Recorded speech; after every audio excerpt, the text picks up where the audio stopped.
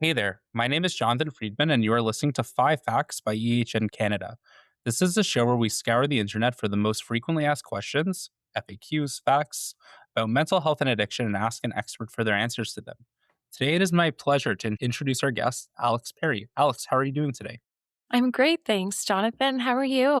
Everything is wonderful. Before we jump into our official 5 questions, I'd love to learn a bit more about how you got into this field, how you got involved with Soma Medical, all of that good stuff.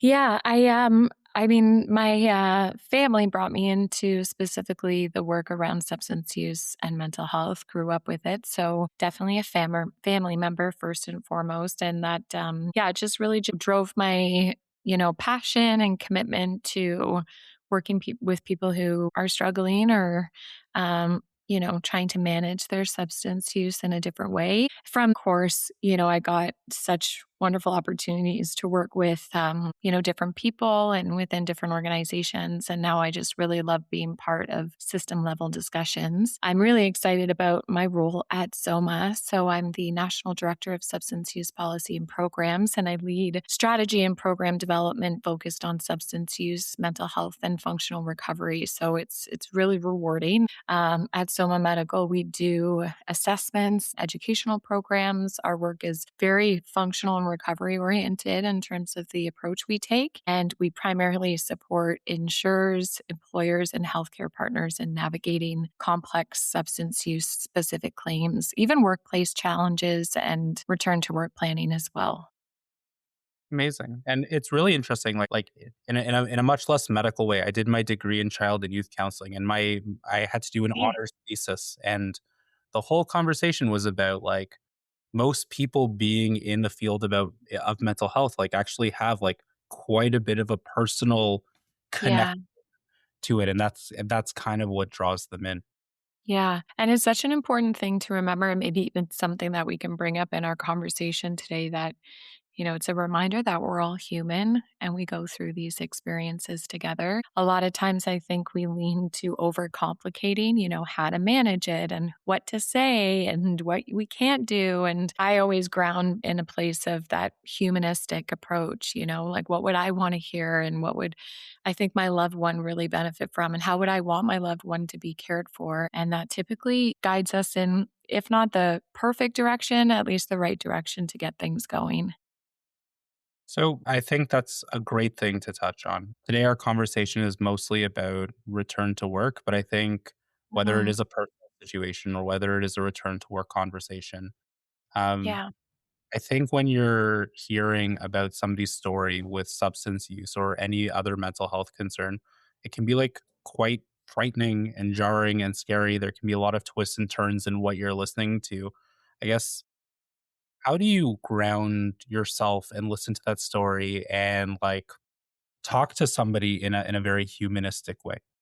Yeah. So, a few things that I maybe say too often to my students. I also teach part time at Humber College in their addiction and mental health program. So, I always say to my students, we have two ears and one mouth. So, we should be listening twice as often as we're talking. I think that goes a really long way, further than we can even imagine for someone who just truly needs to be heard and understood. I think curiosity is another really big, simple way of approaching a conversation around mental health and substance use. So, just curiously asking, how is this person doing and what are they needing, and not so much wanting to fix it, which is really hard. It's hard for me. I'm a real fixer. I love to jump into action, just be like, okay, we got a plan. We're going to put it all together. But oftentimes, like truly less is more. And we can get into this in the chat, but there's different scenarios require different responses too. So if you're like a colleague to someone that's, I can give some pointers on that. If you're an employer that has had someone disclose their substance use, if something has happened, if there's been an incident at the workplace, then potentially that's a slightly different approach. Or maybe there isn't substance use that is visible or observable in terms of something we know is going on, but we're still concerned for someone. I think that's also another way that we can potentially support. So, yeah, we can jump into those in today's conversation for sure. Amazing. And I love the 2 ears, one mouthpiece. Yeah. I was in an like a applied suicide intervention course Yeah. a couple years ago, and our instructor said there's a difference between listening and waiting for your turn to speak. And that one has always really stuck with me. Probably not so much as a podcaster, although I try, but and everywhere else. And I guess let's start there, and let's start up with the journey before we're talking about return to work. What Mhm. like you're in an office has 100, people, maybe more, maybe less, and Yeah.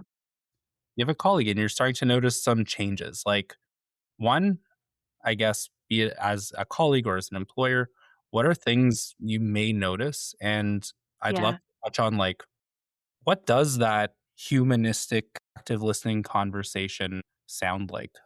Yeah. So, one of the things that complements this conversation so well, and I guess the conversation around just workplace wellness and getting to know each other a bit beyond, coming to work and simply being colleagues is if we take that approach, then some of the answers to this question are a bit easier. So, Jonathan, if you and I were working together and our interactions are really quite limited, they're very, very focused on, our roles and we don't really check in and we're not really seeing how each other are. I don't know if you're struggling or the difference between, a manageable day for you and an unmanageable day. So, of course, if someone that I knew to have a difference in how they're showing up. So they might seem a bit irritable or maybe down, or maybe they're just not as engaged in, the work or even the culture, like the workplace culture, then I would know, okay, that's a shift in that person. And I want to maybe check in and just simply say, how are you doing? How have things been going?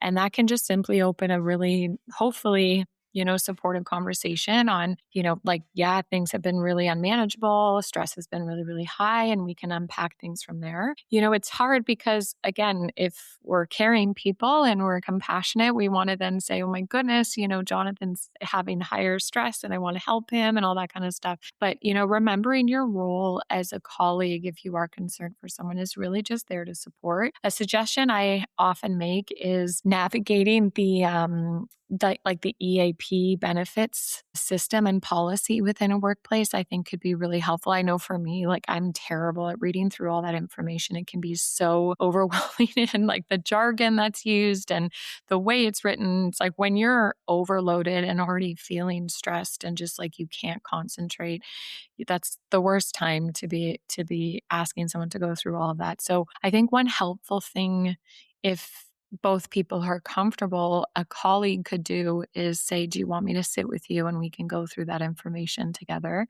So at least we're supporting the individual to get to the supports that they might need, which are often not used to their full, benefit, no pun intended.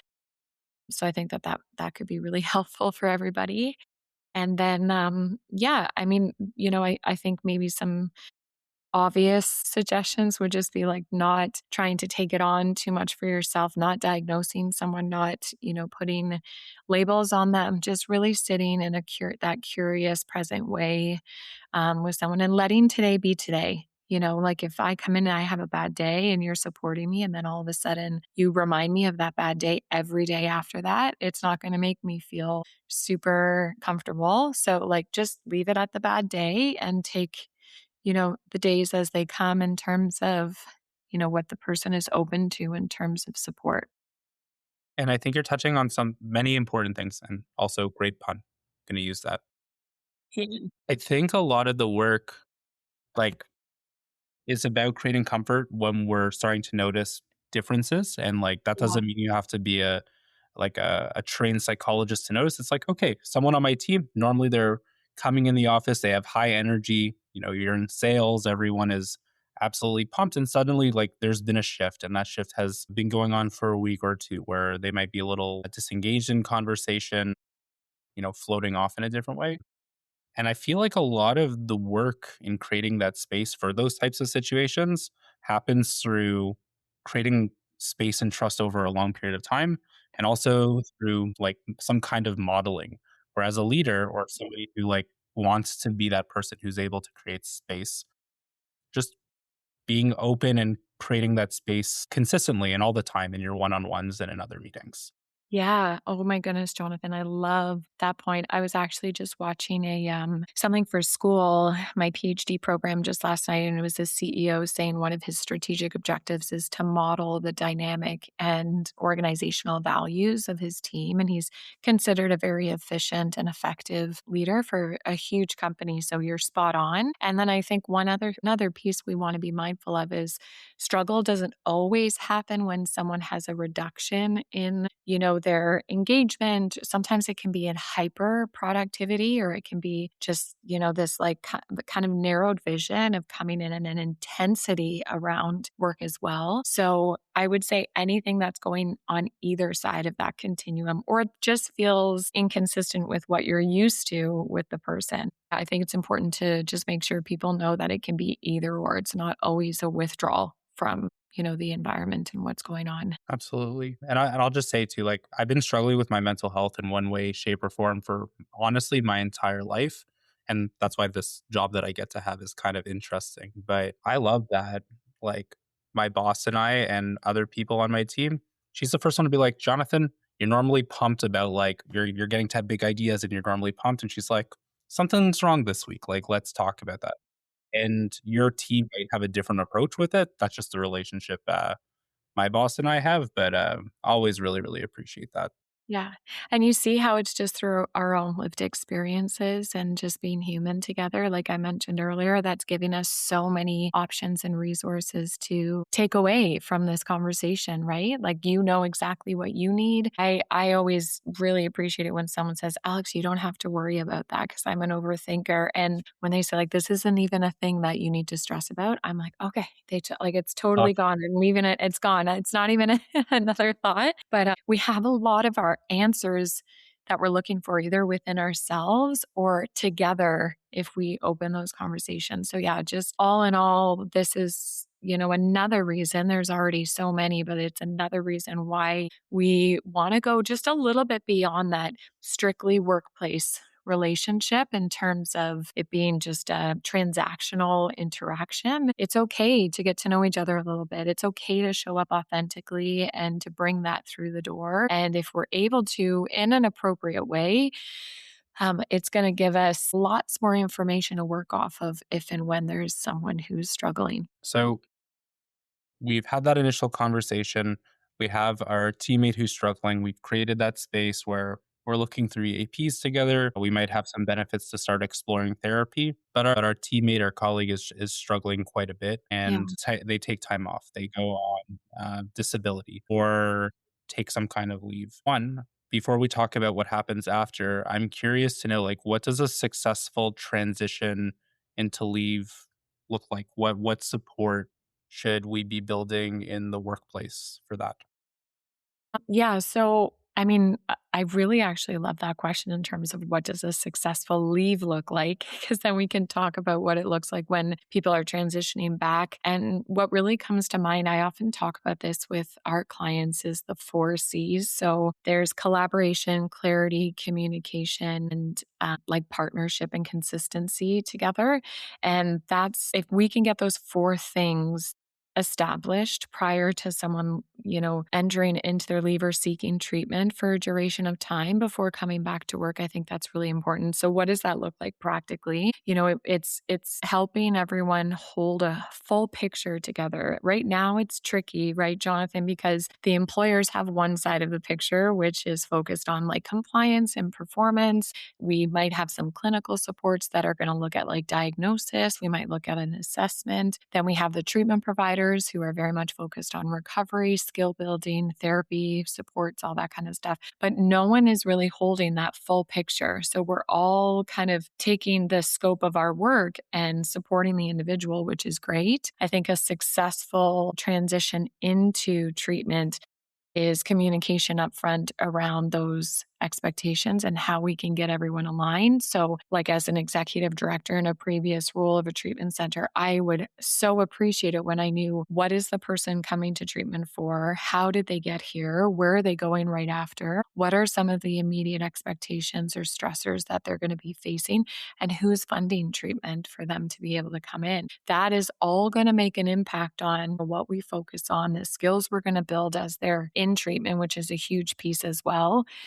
And specifically for employers, that is absolutely going to make an impact on a successful reintegration into their program too. So it's having all that communication, clarity, consistency, collaboration there from the start, if possible. I think that might sound a little bit idealistic to me listeners because we're not quite there. We don't all work together in that way. It is quite siloed, as people say, or just not connected in any capacity, right? So any way that someone can step forward and bring a little bit more connection there, I think would be really effective for the individual. And then I don't know if you wanted to chat about just the what success looks like at the other side when people are completing their program and reintegrating into work. 100%. Yeah, I wanted to get a sense of what the transition into treatment or into support Yeah. looks like. And then absolutely, I want to talk about we get a call from a disability manager or whoever saying it's time to come back. What are all the pieces involved there? Because it sounds like there are so many different pieces and so many silos that it's important to understand like the different players, the different pieces of that puzzle. I was successful for first few weeks, so I want to talk about that, and then I want to talk about what does success look like long term. But let's start with the first part. We get that Yeah. call. Who are the different players involved, and then what does a successful first few weeks back? Yeah. So, I mean, it would be kind of carrying through ideally, those early conversations that I mentioned. And it's been interesting in this new role that I'm in, very much a learning opportunity for me because I'm very used to the treatment side. What does that look like and what do people go through and what's needed and recovery and all of that. But from a disability management perspective and employer's perspective, the thing is, and I don't know if you've ever had someone talk about this on the podcast before, but return to work leads to this experience of the cliff effect. So if you can imagine it, like you go from this intensely supportive environment, Jonathan, where you quite literally have supports 24/7. So anytime that anxiety increases or you get, just totally checked out and you're like, screw this, I'm not doing this anymore, you get in a call with your family members and there's a fight, or you have to fill out a form for work and there's accusations or, things that have happened, an incident, you have to face that. You are in an environment where someone is going to support you through every single one of those experiences, right? Someone who's on, your team, who's like looking to help you build the skills and focus on your strengths and really build your capacity and your resiliency there. After treatment, it goes from that incredible description I just provided to nothing, essentially, right? Aftercare programs are there. They're once or twice a week, but nothing is the same intensity as being in treatment. And I think that this is such an important thing to be mindful of. So any way that we can close that gap or make that cliff like a jump or, a little slope would be nice because right now it's quite extreme. And empathetically, or putting myself in as a human in someone's shoes like that, I could be like, oh my gosh, that's so overwhelming. And when people come back to work, oftentimes it's no supports when you're going back to an environment that is the exact same and nothing has changed. Right. So that's also something that makes it really high risk for someone early on in recovery, especially within those first 90 days. So, again, any way that we can possibly support with that, whether it's a longer transitional program back, whether it's kind of a phase 2 treatment option, whether, teams can kind of come together if the employer steps into the conversation and can say, okay, we really want to support this and bring people like we really want to bring it into our workplace, then I think those are all positive things. So I would define those as successes in a lot of ways. And then, especially in the first couple of weeks, I would recommend at least for the first month to try and keep as much support as possible. And then that long term success, honestly, I really define it as the ability for recovery to hold in the workplace, like how long recovery and all the support, like the work and supports and foundation there can really be continued and held in the workplace. That's going to be success. I don't know if we can continue defining success as, okay, check the box, someone's returned to work. We've closed that case. Everything's good to go. They're coming back to work. They're showing up every day. Those are important factors, certainly. But we really want to make sure that the recovery is included in that. What I mean by that are things like, do they have the capacity to attend sessions with their aftercare counselor? Are they engaging with aftercare? Are they practicing the skills that they've learned in terms of de-stress tolerance and resiliency and communication and stress regulation and all that kind of stuff? Like, are all of those things happening and holding like they did in treatment once they've returned to work?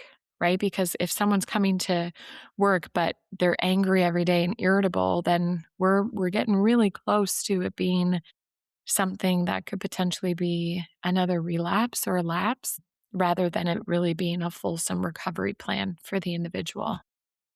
It sounds like, just to distill it down a little bit, it sounds like there are sort of three big pieces. Mhm. There's the idea that it takes a village and being just hyper aware that it takes a village. That means if a colleague is struggling, you're part of it, but it's not all on you. There's all of these resources, and it really is important for us to help and create structure where we can navigate all of those resources together. Yeah.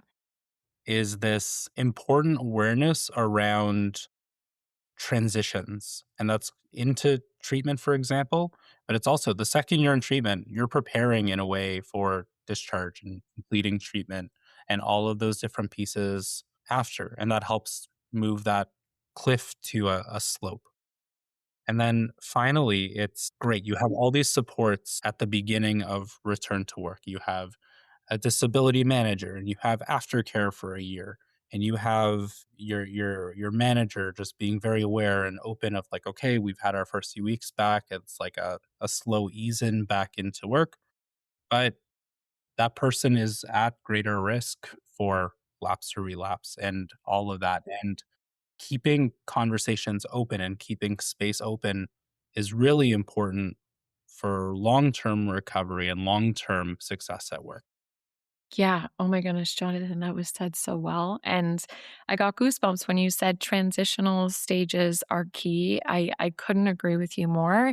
Um, These are often the spaces that I really recommend, again, any client or partner we're working with to focus in on, because those are the gaps, right? Like that, those again are the answers that, those are the gaps that can provide us answers in terms of what we need to be doing better going forward. And then I'd probably just add like one last thing, which is creating any opportunity to celebrate, a milestone. I think celebration early in recovery when you're going back and facing work, and there could be a whole list of, challenges there. There's stigma, there's that workplace culture, there's stress, there's maybe an expectation to just like keep pushing through and, just keep going. But even if someone could simply say, like, hey, Jonathan, like, great job. You just did your first month back to work. That's awesome.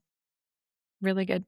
I mean, it's very impressive. It's not an easy process. So if you think about it, a lot of times individuals completing treatment and returning to work for substance use kind of have all odds against them, right? That's not a system set up for success in a lot of ways. So any way that we can create small moments of celebration and acknowledgement and just, recognition, I really think that that would go such a long way for someone too.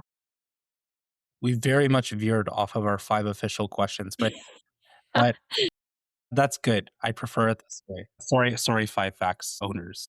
Yeah, yeah, that's So, there's kind of this framing of before treatment, transitions, coming out of treatment, but a lot of what we've spoken about is actually on the employer, the manager, the colleagues who are noticing.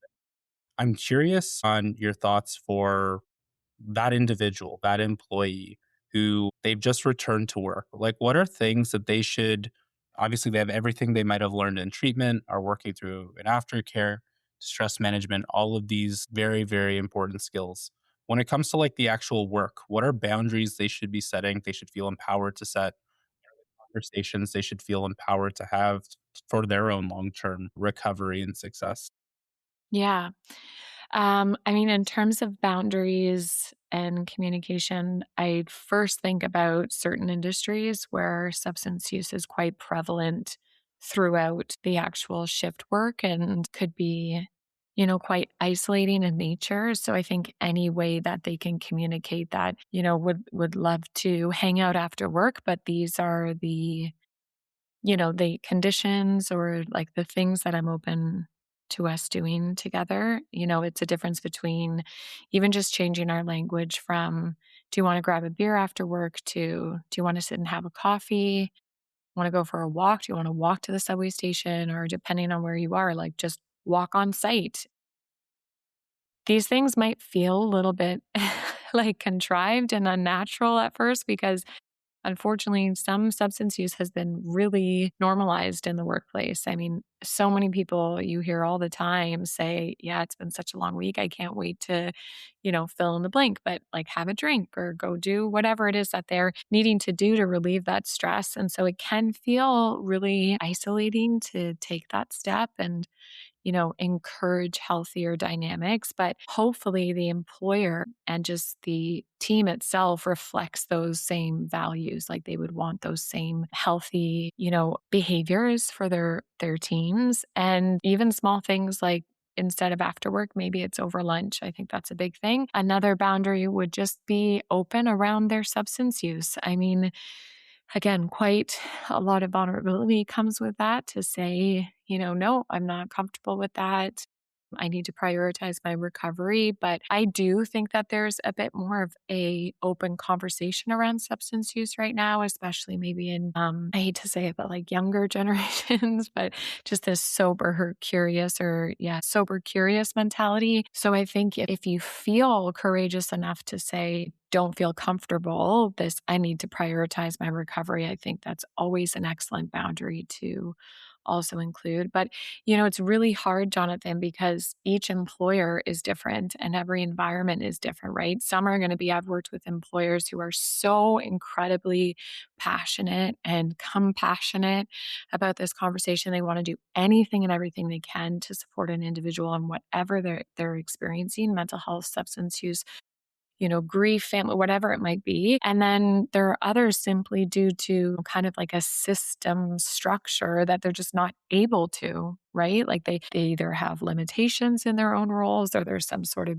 bureaucratic process in it. So it is very, very tricky. And that's why I said earlier that if we really think about that transitional point you brought up from completing treatment to going back to work, the individual really does have not only the expectations that they had prior to leaving their employment and seeking treatment, but now this whole other identity and conversation they have to learn how to have that doesn't put their recovery in jeopardy. So it's not even like it's not just maintaining the current expectations and stressors. There's added expectations and stressors too there. So as much as people can be mindful of that and then openly talk about it if they don't feel comfortable in their workplace, talk to that addictions counselor, aftercare counselor, or, group or support who wherever they are leaning in terms of their recovery, speak about it openly because that's going to be that safe space and community and connection that you can say, oh my gosh, I had to go back and I tried to share my priority, like prioritizing my recovery, and it was just totally shut down. Lean on your community that, has your back. And that's going to remind you that keep prioritizing yourself and you'll be able to get through it. I love that. And I think, I mean, part of the cruel thing about boiling down big topics to like 5 questions is like, I'm Yeah. asking, I guess, to like do something quite difficult and like paint a very complex topic with a simple brush. And I think when you're starting your journey with mental health or like having awareness of an addiction concern or substance use concern, I think that like having a broad conversation is important. There's this rough set of tools and resources that exists. If you're listening in Canada, I'm sure it's equally but differently complex all over the world. Yeah. There's a system that's quite complicated. to navigate. And everybody's work situation and family situation and Yeah, relationship situation is quite complex on its own and quite different. Roughly, like all of the tools and resources that you have access to are working really, really hard to make whatever that is simple. So like a lot of what we've heard and like Alex, your years in my conversation today is like really, really simplifying like a really complex, challenging conversation. But what I hope it does for our listeners is ask these questions to your employer, to your disability manager, to your therapist, counselor if you're in long-term recovery as well. And like by being the person who opens up those conversations, you're going to one have more open people around you, like empower those conversations, but also probably get access to supports more quickly because we're having those conversations sooner. We're not waiting for a big crisis. absolutely. Prevention type of conversation during Yeah, prevention or long after that. So yeah. I really, really appreciate you and the conversation you've started today. Thank you so much, Jonathan. So for our listeners, like where can they learn more? Like your teaching, Yeah. you're doing so many things, but I know you work at Soma. So if you can tell our listeners a little bit Yeah. about the work you do there and how they can connect with you. Yeah, so I mentioned a bit earlier in terms of just the educational workshops and development pieces that I do. If people visit our website, www.somamedical.com, we have a lot of resources there. It talks about like what we do, our services, resources, and the different expertise in terms of the assessments we do. There's also a blog, Jonathan, that I often add to. Just recently, for example, I did a more fulsome conversation around disclosure.